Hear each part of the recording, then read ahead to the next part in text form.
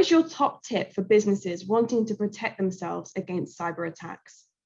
I think the absolute top tips be easy to implement and realistic. So I think number one, use a password manager. I think a lot of people, a lot of the breaches that we see now are commonly used passwords or passwords that are leaked out on the internet, things like that. So that's probably the absolutely number one easiest way to prevent a breach. Another one is to be sort of vigilant on the email side. So phishing, if you're not familiar with the term phishing, phishing is a way to get people to send information, either username, password, or bank details or whatever. If we're talking about businesses, someone gets phished, it's typically for their credentials, and then someone uses those credentials to log in and wreak havoc. There's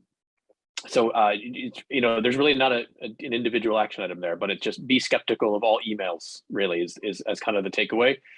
And then I think one more also very useful tip for businesses is if everybody's using third-party services these days. Everything is subscription now. You pay monthly for just about every software we have, and there's logins everywhere. If you can enable multi-factor authentication, I guess the reason for that is if you do lose your password to somebody else, or the password is given up, with multi-factor authentication in place, even someone with that password, if they don't have that second factor of authentication, then that password is effectively useless. Yeah, like I say, there's probably more to it, but really, like I say, from a realistic, what can I do right now, what can I do tomorrow kind of thing, those are absolutely the best we can do. In your opinion, what is the leading cause of data breaches in businesses? Sadly, it's human beings. Our sort of humans are sort of trusting by nature. That's something that it's just ingrained into our being. So I mean, statistically factual that it's all about phishing, and the people are the weakness basically. And the way, I mean, traditionally before email was even was a big thing, the exploit would be something more physical, like someone says, "Oh, you walk into a front office and say, I'm late for a job interview. Can you please print my CV?" And then they give a USB stick, and they put that in, and then that's the thing that breaches it. These days with remote working, especially, that's been, so phishing is absolutely on the rise. But really, I don't want to keep leaning on phishing for every single answer. I think to answer your question more broadly, it's people are unfortunately the weakest link in any organization when it comes to data security. What do you believe will be the next big style of cyber attack? Ooh, the next. Wow.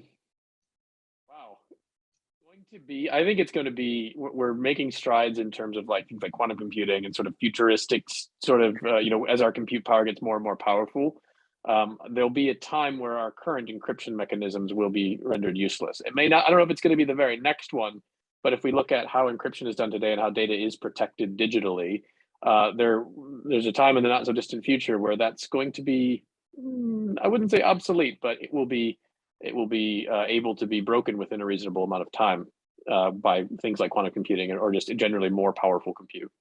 Ransomware is an increasingly worrying issue. What should businesses do if financially extorted by hackers? First of all, do not pay them.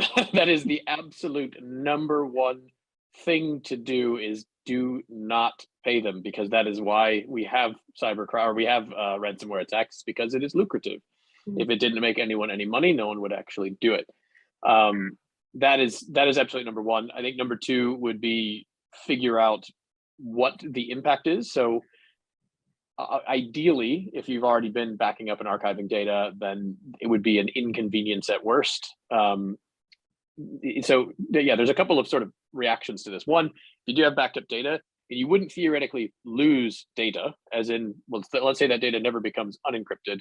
You would ideally have a backup of that. Now, the inconvenience there from the business side is that it will take time to restore that data, right? That's an outage for some period of time, which again is an inconvenience at worst.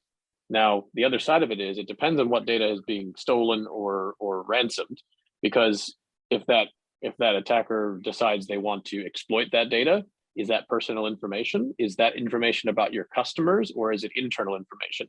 Not to say internal information is any more or less bad, but I guess my point is, if it's external customers, if you're, if they stole logins and passwords and data, like personal data, things like that, then you as a business have an obligation to notify those people, not just under GDPR, but just even as even just as a respectable business, you should absolutely reach out and say, look, this is what's happened. Here's what we think they took. You need, you as an individual need to, also be vigilant. But like I said, rule number one, don't pay them. The introduction of GDPR, how has it transformed how businesses manage people's data? Yeah, it's really put a lot of responsibility. I mean, that was the whole point. It put a lot of responsibility on how data is handled. I think before GDPR was a thing globally, data is sort of treated very casually and say, wow, we can just look at all this data. We can make money from this data. It's been a revenue stream for a lot of companies. But GDPR makes you really think about how that data is being used and shared.